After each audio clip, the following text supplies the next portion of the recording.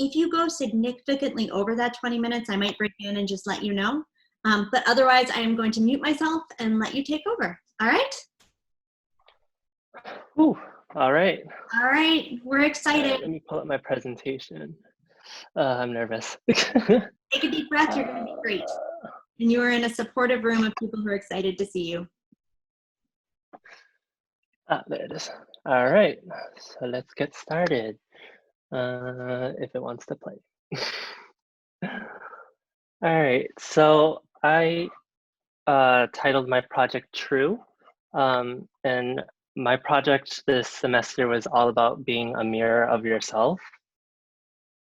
So just as an intro, for those of you who don't know me, I'm Vinny. I'm a senior in the graphic design program at Mass Art. So, and like, sorry. Like, as many of you guys know, art school is a way for you to like express your creativity in many ways at once, especially when you're being taught. And at times it gets stressful. But in my college career, I don't think I have ever failed to truly be myself. I always try to put bits and pieces of what I like, who I am into each and every single one of my projects from day one until now. So my researchable question originally was, how can I reduce race dysphoria in the Asian American community? This stems from a problem I had growing up with just genuinely hating myself and wishing I wasn't who I was. And it was just a way for me to try to see if I can reduce that self-hatred in like a wide community. But I ran into a lot of problems with this because, for starters, everyone has like a different journey in life, and some people choose to accept certain things about themselves that are that aren't in their control, or they can choose to deny it. But I did some research, and turns out like I think it was about like identity, and only 40% of what you can't control is something that you can accept. So like those were just like odds that weren't in my favor. So I sat down and talked to my professor, and it's switched to what can I do to inspire others to be true to themselves? Why? It comes from my frustration with social media setting outrageous beauty standards, and how people always compare themselves to like models that are obviously photoshopped and whatnot. And I absolutely hate people who do outrageous things just for a certain number of views or likes on their stuff. It's just one of my biggest pet peeves. And this leads to people forgetting who they really are. So how was I about to approach this project? So I want to say about the first 6 weeks, I really struggled with research and what to do and who to talk to. So I sat down with Fish. His advice to me was do less, feel more.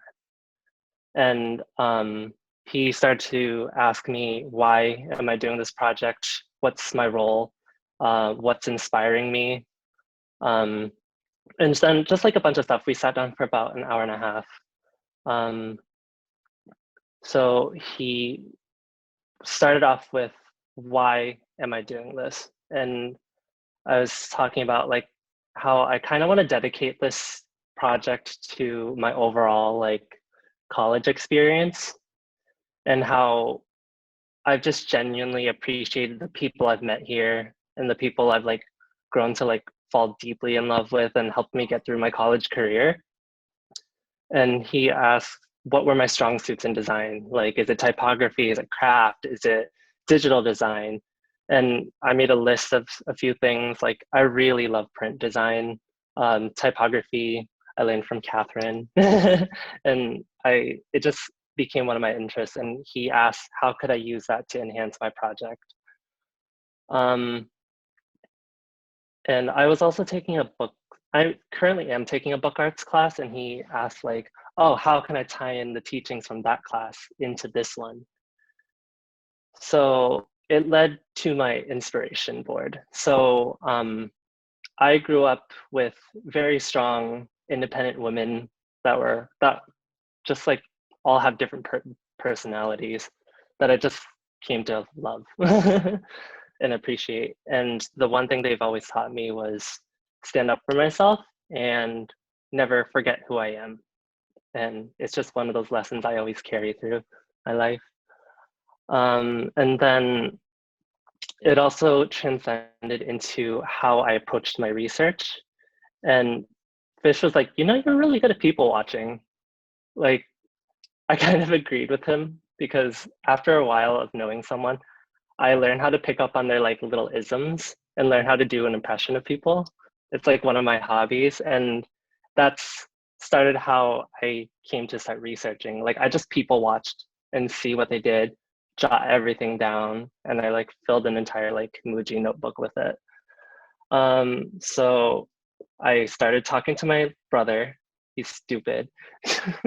And I just kind of reverted back to my original degree project idea about race dysphoria and just kind of started talking to him about that because that's honestly how I get him to talk because he's very passionate about hating his like cultural background and like he doesn't stand up for certain values that parents bestow upon their children. Um, and then I started thinking about the people who get me through my days at school, like my studio mates, like Linda, who's sync, like her brain syncs with mine, and I love it. Jessie, she always like inspires me, and like she's always there when I'm down, and I love it. I appreciate that about her so much. She's such a wonderful being. These are all of our pals, our like this is what I consider my second family. They just appreciate, we just all appreciate each other actually for who we are. And I love how we're all so different, but we get along like so well. And it's just that community that I'm trying to recreate in my project and that feeling. And these are the hosts at work. All four of us, we get along so well. And we just appreciate and admire each other for like what we're doing. And we're always like constantly checking up on each other and whatnot. All my best friends from day one. So this leads me to my actual research. So I started with doing like research on psychology. So I looked into the Maslow's hierarchy of needs, and it's all a pyramid scheme basically. So physiological is like the basic human requirements to live. Like you need to breathe, you need water, and then after you require that need, you move on to safety. And once you feel secure, you're starting to look for love and belonging. And then it goes to self-esteem and self-actualization. And that pinnacle is what I'm trying to like basically boost people to like reach for. So I created a self-affirmation workshop for one of my classes that was basically meant to tear someone down so that they can build themselves up. So it starts with saying like, name like 3 times you've let someone down, named 3 things that make you non-conventional. And then once they like really thought about that, they would flip it over and it would say, name 5 things that make you who you are and list 5 things that you do better than anything else, than anyone else. And I got some really good responses out of that and I got a really good reaction. So my next step was I needed numbers because I'm a big statistics person and I like to look at like visuals and see how like information like compares with each other. So these were the questions that I sent out on my survey. So it was just on a scale of 1 to 10, how you rate work ethic. It would start with work ethic into self-esteem. And then from there, I got drafts or graphs. So this was basically what I'm looking for. So the sporadic abnormal like spread of information means that oh gosh, it means that there's no correlation between that information with how they live for themselves versus how they live for others. And then that normal arc is about like their work ethic. So their work ethic does not affect who they are as a person. So that was a big piece of information that I need to take into account. So my conclusion was there's a difference between being one's best self and one's true self. So then I started looking into these terms again. So your best self is the side of you that wants to do like basically work better to influence the world in a more positive way, and like the other people around you. And one's true self is kind of self-explanatory. It's what makes you you. It's your values. It's your like mannerisms. It's everything that makes you different. So what I chose to focus on for my degree project was self-affirmation. And it's not like self-esteem boosting or anything like that. It's more neutral. It's for people to acknowledge their own values, and basically every little detail about themselves is what I tried to narrow down on. So deliverables. So before COVID-19 hit, I wanted to do an installation that revolved around like concrete poetry that I learned from my book arts class. So basically, I just wanted to do like a bunch of installations of mirrors and get people to like really face themselves, but that didn't happen. So the words that I tried to focus on was gentle, fun, personal, wholesome, serene, and practical. So I wanted something that people can interact with and share with others to like boost themselves up and boost each other up. So what I was trying to create was a true mirror. It's basically a mirror that doesn't reflect the image shown, so that you could really see how others see you, because like we're constantly looking at ourselves in the mirror in the bathroom. We're always like taking selfies. It's not like kind of who we are to ourselves. It's more like trying to face yourself from an outside perspective. So my deliverable after or during COVID-19, I should say, is a workbook, because it's a time-based medium that is easily interactable. And it involves something that I've been like interested in for a long time, and it's about how our handwriting, like everyone's handwriting is so different, and it's very unique to one like person basically. So this is just a mock-up of one of the spreads or like activities that's in it. So this was an activity I did with one of my guidance counselors in high school. It's set a timer for 3 minutes. Write as many adjectives as you can. And then once it's over, you write down your favorite 5 that define you. So I'll actually start sharing the PDF.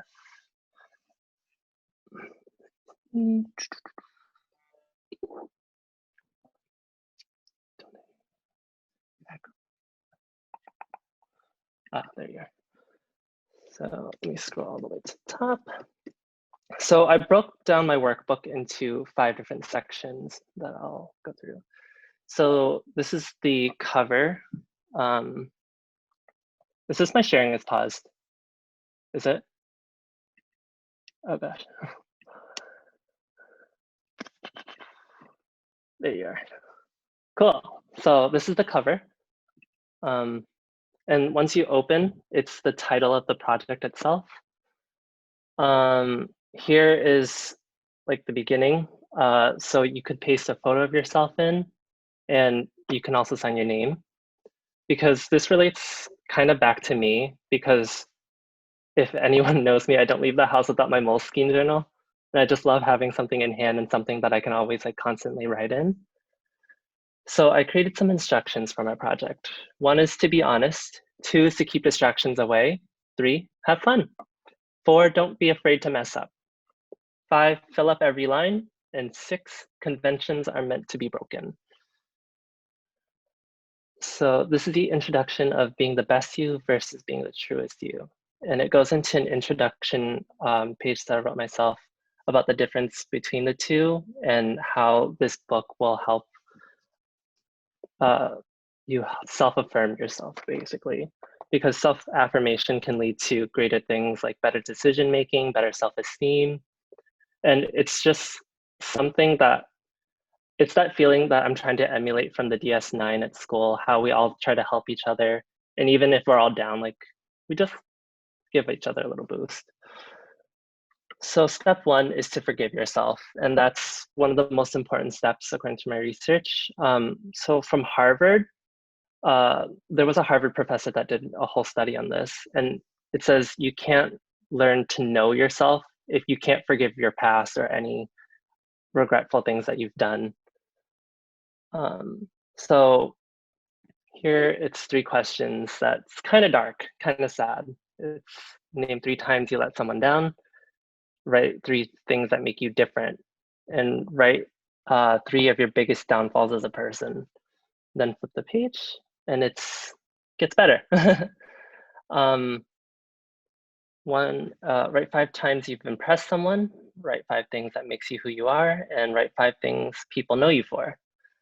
And then once you're done, you rip out the black page to understand that like everyone's human, no one's perfect.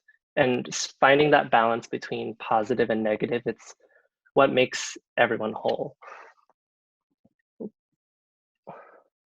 So it just goes into some more activities about and whatnot.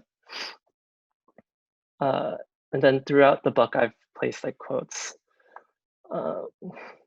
This is still part of the forgiveness. So what's the worst thing you've ever done? And I had my brother do this and he filled it up really quick. Do you think you're different than others? Write 5 things that make you, oh gosh, I wrote that already. And my favorite is write 5 things that people know you for. And I was just constantly thinking about like my friends who I hang out with and the people I choose to keep close. Like I'm constantly thinking about my professors and how I would approach or how they would approach this and things that I've thought about and just like kind of threw it all down. Step 2 is understand yourself. So understanding what makes you tick in a positive or negative way leads to better decision making. Also, understanding your weaknesses and strengths leads you to like working towards success and not self-sabotaging. So the next activities are all about self-understanding. So regardless if you're an artist, draw your favorite outfit or ideal outfit. And then basics. What's your name, hometown, all that information. And then regardless if you're an artist or not, draw yourself. And it's to really get people to really face themselves again. Like no one can draw without a reference, you know? So like, it's that constant action of checking back at your own reflection or image that I'm trying to really aim for. Describe yourself in 10 words. What can you do better than anyone? When people think about you, what do you want them to think about? And it's just something that I thought about with my friends a lot. Like when I think about, I don't know if you guys know Karen Chen, I always think of her blue hair or her talent, you know? What do you think? Do you think differently than others? How so? And it's being in an artistic environment, we all have different mindsets from like the normal convention. I should put air quotes around that. But also from each other, we all have different ways of approaching different prompts and different like projects. Write down 5 things people know you for. Like I can easily name like a bunch of things from my friends, like say Kenny, he's like the After Effects guy. He always wears black, he has a camera bag. It's like all that like stuff. Step 3 is to learn more about yourself. So curiosity is the key to happiness in life. And it was one of those things that I stumbled upon that I was really curious about and wanted to learn more. So I tried to form prompts around that. What are some of your you-isms? When it comes to life in general, what are you hardest on yourself on? What are your greatest ambitions? What do you strive to be? What is your work ethic like? When do you find yourself being the most productive? Are you a hard worker? Why or why not? And of course, I put a little like message in there. Everyone works differently, so don't feel bad. Because I know I'm a horrible procrastinator. What do you value most in life? What makes you happy? When you're feeling down, what's the first thing you try to do? What inspires you the most? What do you like to do for fun that no one knows about? Do you have any special talents? What annoys you more than anything? What is something you've always wanted to do, but fear held you back? And what are you most self-conscious about? And I stumbled upon this quote from Aristotle: knowing yourself is the beginning of all wisdom. Step 4 is to appreciate yourself. If you can go back to your past self and give yourself some advice, what would you say? What's one of your biggest regrets? Who's one of your biggest influences growing up? What is the prejudice people have against you? Do you wish to change them, and how? How do you think you really are to others in a social environment? Are you really quiet or kind of the life of the scene? List your closest friends and why you keep them close. And that's something that I think about a lot, because it's what fish talked to me about why I'm doing this project in the first place, and that kind of experience that I'm trying to mimic. What are your biggest pet peeves? What's a bad habit you have? What are some things that hold you back in life? How do you deal with negativity and hate? If someone you love is having a hard time, how do you help them? What are your biggest downfalls as a person? More stuff. When do you feel like you are the happiest with who you are, and why? What's your greatest achievement? List all the times you made someone happy and how. And I included a quick fun time segment in the journal as well, or workbook. Fill both pages with things you love about yourself. And it's a big page, and it's meant to have you build yourself up, like I mentioned. Set a 3-minute timer. Write as many adjectives you can about yourself, and then at the end, pick your 5 favorite.